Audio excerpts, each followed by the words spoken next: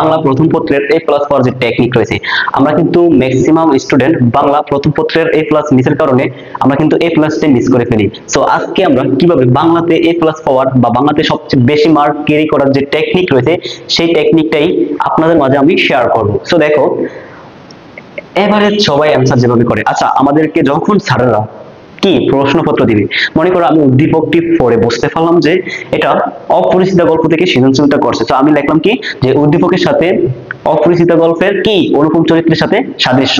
তো এভারেজ সবাই কিন্তু এই অ্যান্সারটা করে, দেখো এভারেজ সবাই যে অ্যান্সারটা করে উদ্দীপকের সাথে আমার পাঠ্যবইয়ের অনুপম চরিত্রটির সাথে সাদৃশ্য রয়েছে, এই অ্যান্সারটা কিন্তু সবাই এভারেজ করে।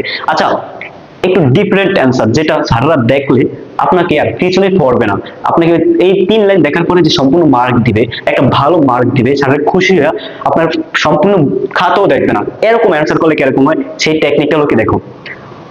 উদ্দীপকের রামু চরিত্রটি আমার পাঠ্য বইয়ে রবীন্দ্রনাথ ঠাকুরের রচিত ছোট গল্পের জনক, অপরিচিত গল্পের অনুপম চরিত্রের সাথে সাদৃশ্য, আবার রবীন্দ্রনাথ বলার পাশে তার সালটাও ব্র্যাকেটে দিয়ে দিলেন। আচ্ছা আপনি বলেন, এবারে যে অ্যান্সারটা আর এটা কি এক হয়েছে বলেন তো?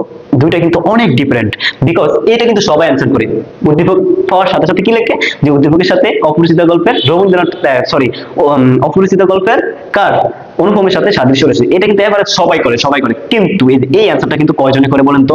যারা বাংলাতে বেস্ট মার্ক পায়, ভালো একটা মার্ক করে, তারা কিন্তু এই টেকনিকটা কাউরে শেয়ার করে না। আজকে আমি আপনাদের মাঝে শেয়ার করলাম টেকনিকটা কি, উদ্দীপকের রামু চরিত্রটি আমার পাঠ্য বইয়ের যে রবীন্দ্রনাথ ঠাকুরের রচিত ছোট গল্পের অপরিচিত গল্পের অনুপম চরিত্রের সাথে সাদৃশ্য। আচ্ছা আপনি বলেন এটা আর এটা কত ডিফারেন্ট?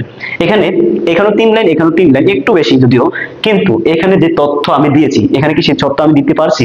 এখানে কিন্তু আমি 3 লাইনে যে তথ্য দিয়েছি, কি দিয়েছি, এটা রবীন্দ্রনাথের গল্প এবং অপরিচিত গল্পটি কি ছোট গল্প এবং রবীন্দ্রনাথ ঠাকুর ছোট গল্পের জনক এবং রবীন্দ্রনাথ ঠাকুরের সাল দিয়েছি।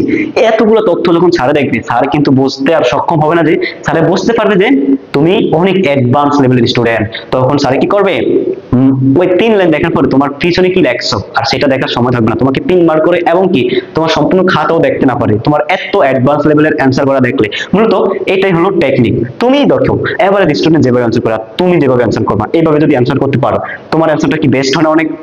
তো এইভাবে যদি অ্যান্সার করো তুমি বাংলাতে এ প্লাস পাবা 100% শিওর, 100% শিওর।